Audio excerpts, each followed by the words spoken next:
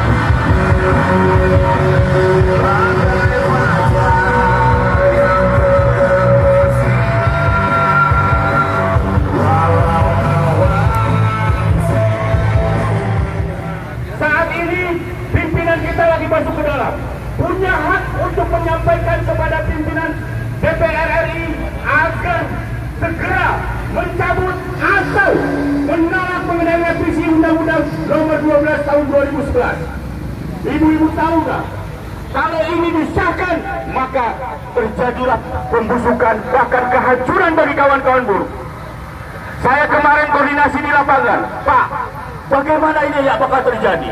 Saat ini seakan-akan dialihkan isu dengan JHT.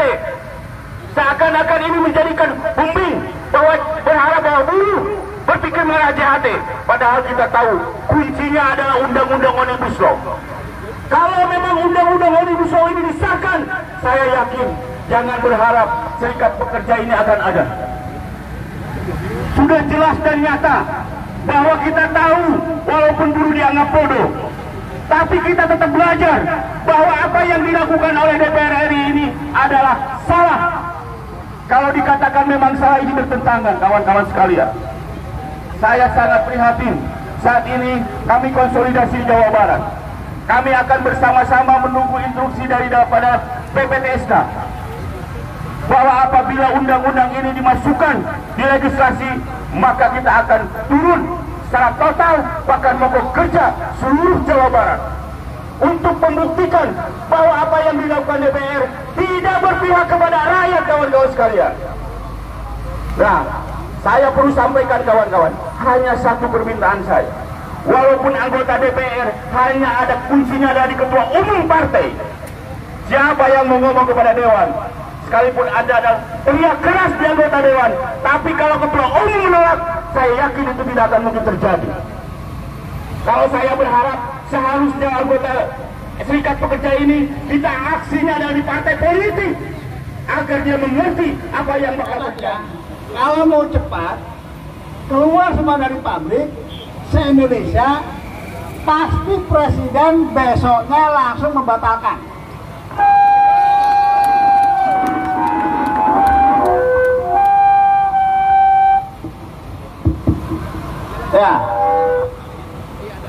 Ya, kalau keluar semua dari pabrik nggak dibatalkan juga, kita turunin presidennya, betul? Masalahnya sepele, mau keluar nggak dari pabrik, itu aja masalahnya. Ya, karena yang pejuang-pejuangnya sedikit, ya kan? Tapi ini masalah pandemi. Kalau nggak pandemi, kita keluarkan dari pabrik semua. Siap ya? Oke, jadi pertama kita diterima oleh pimpinan Komisi 9, ya, dengan 2 anggota DPR, gitu. Ya, ada fraksi Golkar dan fraksi PKS. Ya, kemudian yang intinya kita pertanyakan adalah apakah revisi Undang-Undang 12/2011 ini sudah berjalan atau belum?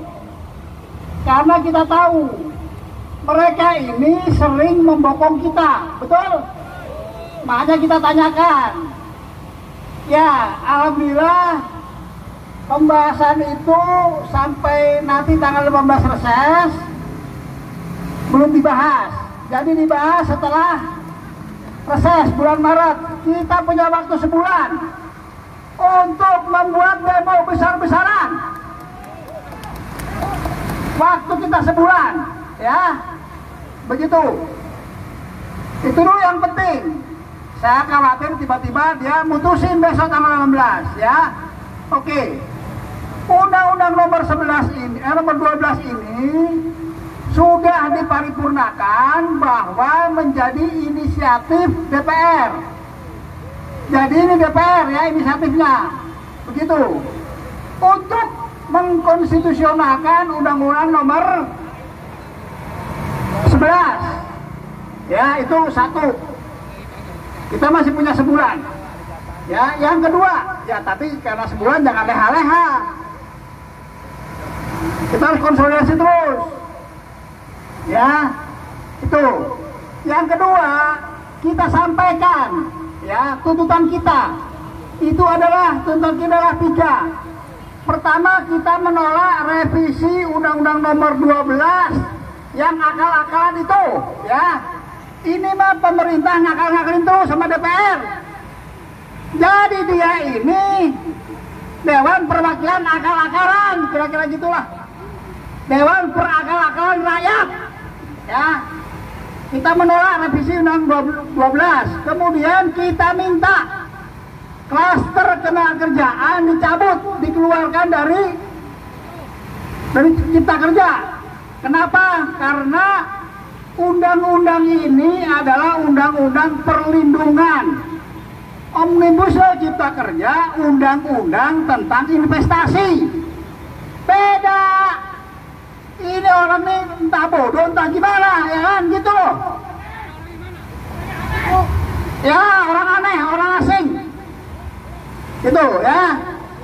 Nah, ini sama saja dengan pemerintah ngasong-ngasongin, investor datang ke Indonesia. Nih rakyat gua nih murah, lu bisa PHK setiap saat, kagak pakai pesangon, begitu. Tapi pengusahanya juga nggak ada yang datang, ya kan? Karena pengusaha juga punya nurani, luar negeri itu punya otak, Pak. Ini mah geblek aja pemerintahnya. Masa rakyatnya diasong-asongin? Kagak dah. Jadi nggak ada yang datang. Jadi lu Omnibus Law ini gagal, ya kan gitu. Itu 2, kita menolak, ya alasannya. Yang ketiga, kita meminta Permen nomor 2 dicabut. Itu permen, saya nggak ngerti lah negara ini. Pejabat tuh nggak ada yang pakai otak, ya kan? Pakai dengkul semua. Pesangon kagak ada, ya kan? Putus kontrak, ngambil uang sendiri, ditunda sampai umur 56. Kalau umur 40 nya PHK, ya kan? Masa nunggu sampai 56, ya itu. Nah, kita sampaikan bahwa gak apa-apa, oke lah, kita setuju 56, ya kan Pak? Gak apa-apa, tapi umur 40 sampai 56 pemerintah harus ngasih duit kita. Setuju nggak? Gak apa-apa, harus ada gantinya, ya kan? Bikin itu jangan asal nomor saja. Itu makanya kita tolak, ya, 3 itu intinya. Nah, kita sampaikan juga bahwa Undang-Undang nomor 12 direvisi pun tidak mungkin bisa membuat Undang-Undang nomor 11 menjadi konstitusional. Tidak mungkin. Itu hal-hal yang mustahil. Ya, kalau itu dipaksakan, udahlah, ini orang-orang itu udah nggak layak lagi duduk di pemerintahan, duduk di DPR, nggak layak. Harus kita turunkan semua itu. Siapa yang nurunin? Kita bukan politik, ya kan? Nah, kalau kita dipimpin orang yang nggak pakai akal, hanya pakai kekuatan, ya harus dihilangin lah dari bangsa ini. Orang-orang dolim, betul nggak? Kasihan nih bapak-bapak polisi, ya nggak? Itu, ya. Nanti kita akan usulkan agar polisi diperbolehkan membuat serikat pekerja. Setuju nggak? Supaya dia juga punya aspirasi, betul? Pak Kapolri, saya nggak enak jaga teman-teman. Memang pemerintahnya nggak beres, DPR-nya nggak beres, Pak Polisi. Kami serikat pekerja polisi nggak setuju jaga-jaga. Ini pemerintah nggak beres, harus kita bereskan, begitu, betul nggak? Kalau ada serikat pekerja polisi, wah mampus itu, enak kita, ya kan? Nah, ketuanya ambil aja dari polisi, oke? Ya, artinya bahwa Undang-Undang nomor 12 ini direvisi pun tidak bisa kemudian menjadi konstitusional karena dia melanggar asas. Asas nggak mungkin direvisi. Karena itu dia harus mengulang, kalau mau mengulang dari awal. Ya, kita sudah sampaikan. Nah, sekarang kembali kepada kita. Apakah kita akan membiarkan sebulan ini itu disahkan? Siap nggak kita keluar semua dari pabrik? Ya, siap nggak? Kalau semuanya keluar dari pabrik, pasti dicabut itu. Kalau nggak dicabut, pasti gerbang ini roboh, betul nggak? Dulu waktu gerbang ini roboh, itu batal revisi, betul kan? Tapi yang datang banyak sekali. Kalau segini malah nggak mungkin dicabut, ya kan? Begitu. Oke ya, kira-kira siap ya? Kita harus turun gede-gedean. Hanya itu satu-satunya. Melawan orang yang pokok bambu, melawan orang yang dolim. Satu-satunya adalah harus mengerahkan massa besar-besaran. Harus besar sekali. Harus mereka kalau turun, wah kalau ini nggak dicabut, wah dijatuhin nanti kan gitu ya kan? Gitu ya, siap ya? Siap berjuang terus. Jangan lupa doa. Assalamualaikum warahmatullahi wabarakatuh.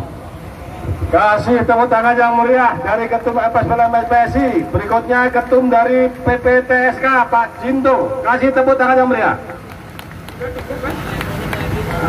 Mengambil aja, terlalu banyak. Baik, hidup buruh. Hidup buruh. Hidup buruh. Hidup buruh. Assalamualaikum warahmatullahi wabarakatuh. Atas nama teman-teman Batam, saya mengucapkan kepada kawan-kawan semua yang hadir pada kesempatan hari ini, yang telah memberikan solidaritas aksi teman-teman Batam. Jadi agenda hari ini ada 2. Pertama adalah aksi di Mahkamah Agung.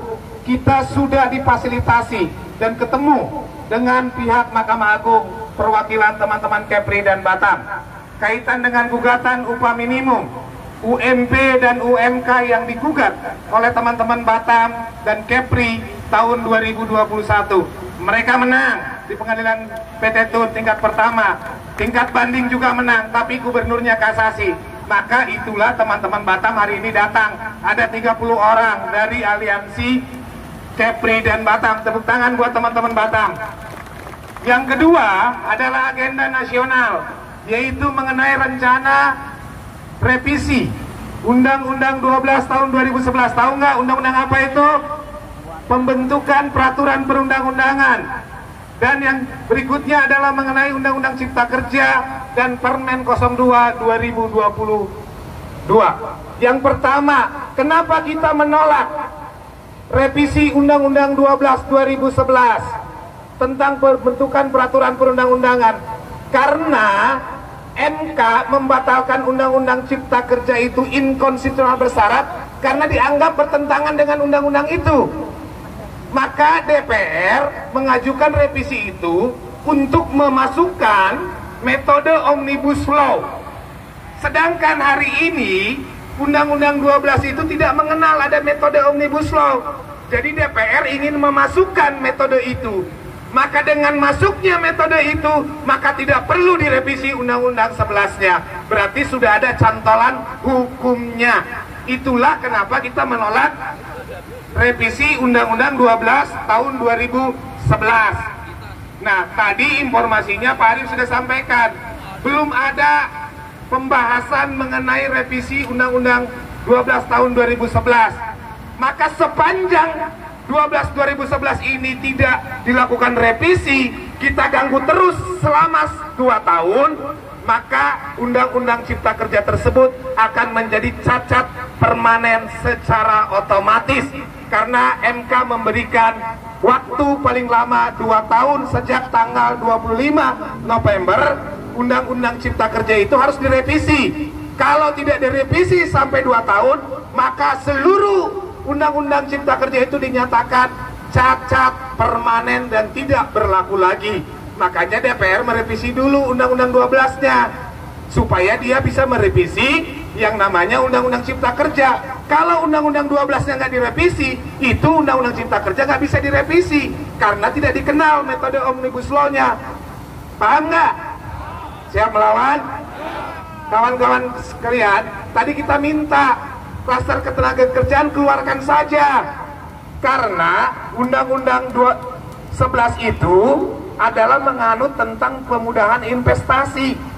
Sedangkan Undang-Undang Ketenagakerjaan di negara manapun hakikatnya adalah perlindungan, maka tidak akan bisa nyambung kalau dicampur. Nah, itu kita sampaikan, dan mudah-mudahan ini didengarkan oleh teman-teman DPR. Yang ketiga adalah Permen 02 tahun 2022. Ini kita persoalkan karena menyangkut daripada hak teman-teman buruh. Kalian mengiur tiap bulan, upahnya dipotong. Emang ada jaminan kalian PHK-nya umur 56 tahun? Nggak ada.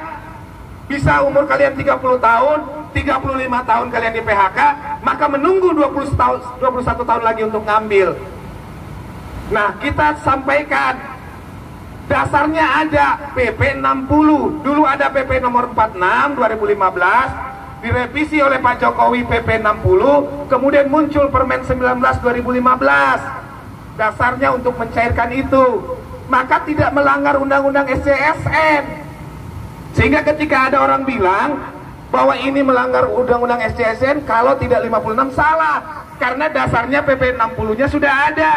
Di PP 60 itu disebutkan peraturan lebih lanjut mengenai manfaat jaminan hari tua diatur oleh Permen. Muncullah Permen 19 tahun 2015 yang pada waktu itu keluar kerja 1 bulan bisa diambil. Menteri merevisi itu, nunggu 56 tahun. Timbul pertanyaan kaum buruh, kenapa menjadi 56 tahun? Apakah BPJS Ketenagakerjaan sedang defisit uangnya? Jangan-jangan uangnya dipakai pindah ibu kota negara lagi. Bisa jadi. Kan bisa aja seperti itu ya. Bisa. Makanya kenapa kita terus mendesak? Bagaimana langkah perjuangannya? Teman-teman di kabupaten kota audensi dengan kepala cabang masing-masing supaya direkomendasikan ke pusat untuk itu dikembalikan, karena berlakunya adalah tanggal 2 Mei. Tanggal 2 Mei itu sudah lebaran. Tanggal 2 April itu Muhammadiyah sudah mutusin hari pertama Ramadan. tanggal 2 Mei itu sudah lebaran. Pada saat tanggal 2 Mei lebaran, itu berlaku permen itu. Maka apa sikap kita? Kalau itu tidak dicabut, maka seluruh buruh ambil itu dana JHT, siap nggak? Bangkrut itu BPJS. Kalau diambil secara bersama-sama, maka akan terjadi gagal bayar. Ketika terjadi gagal bayar, maka itu akan menjadi pidana dan dugaan korupsi oleh KPK, kawan-kawan sekalian. Itu saja yang perlu saya sampaikan. Terima kasih. Hidup buruh, hidup buruh, hidup buruh, hidup buruh.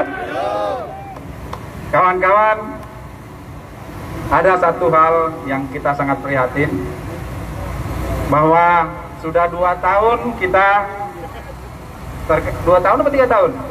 2 tahun ya. 2 tahun dalam masa krisis pandemi COVID-19.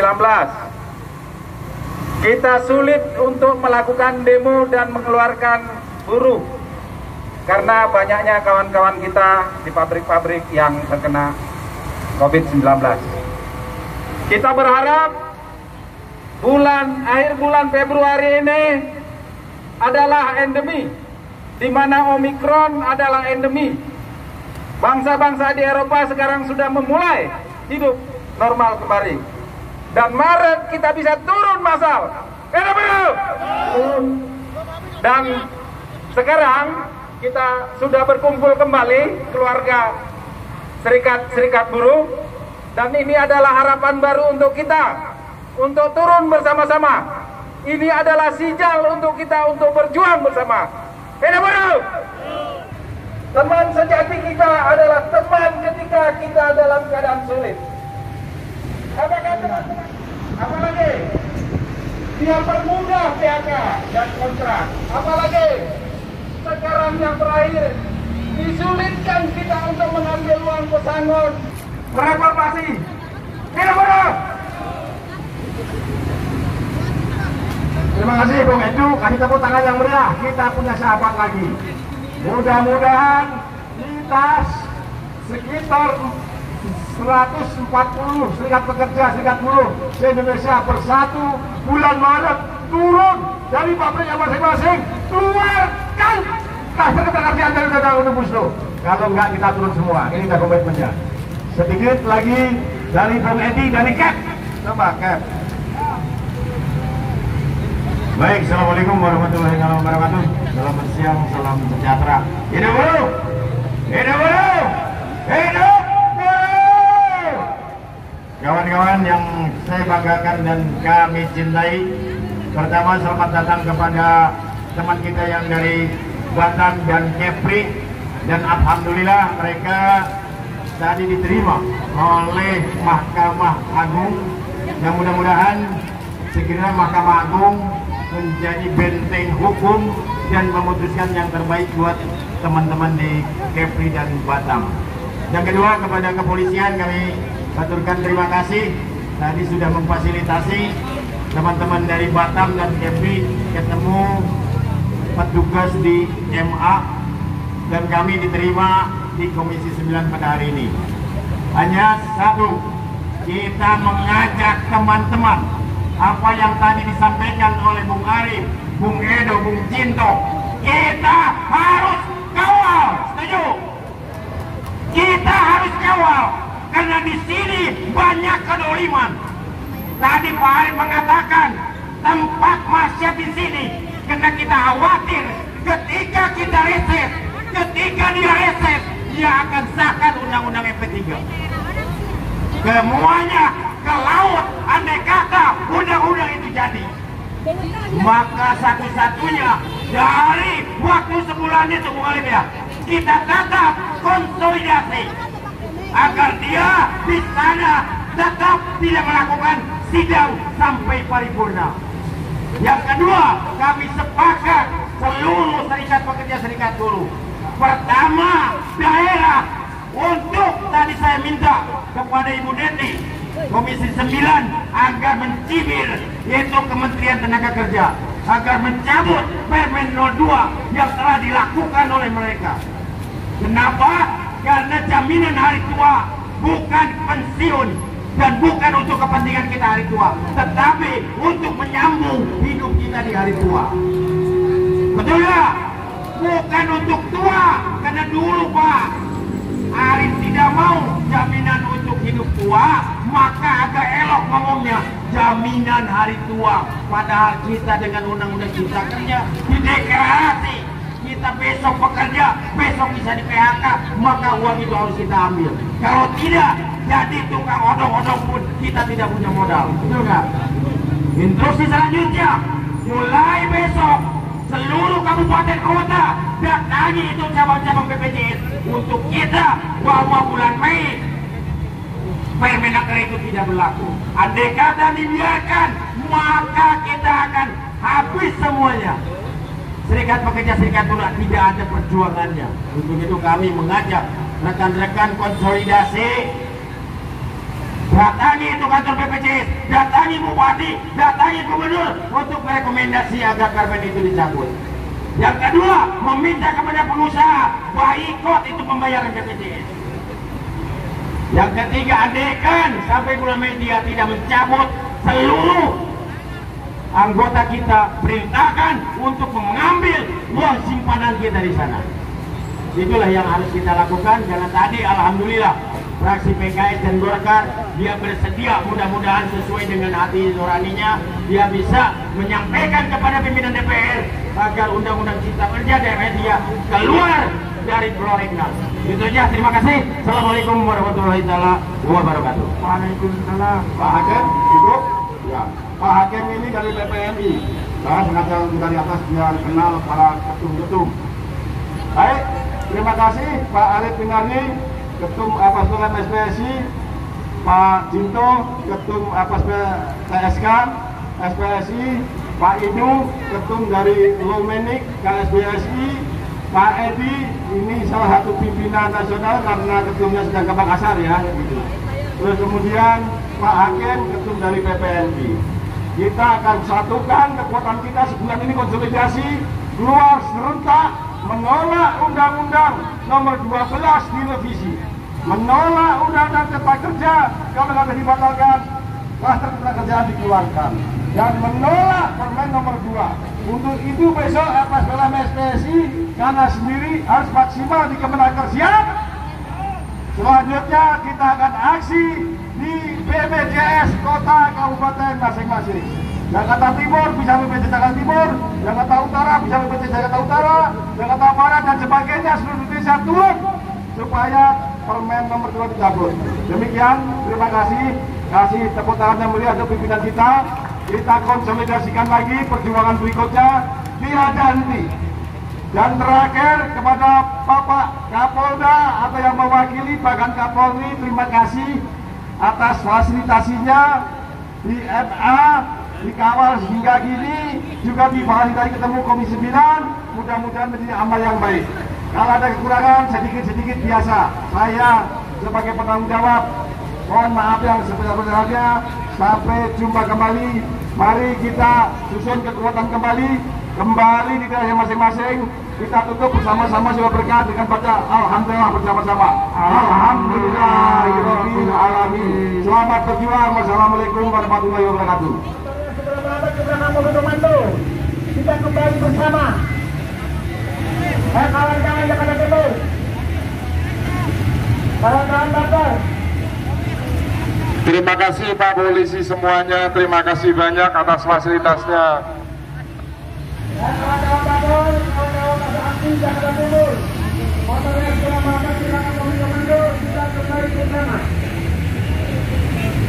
Teman-teman Timur, kita besok ketemu di Bundaran Pajak. Ya, kita tunggu.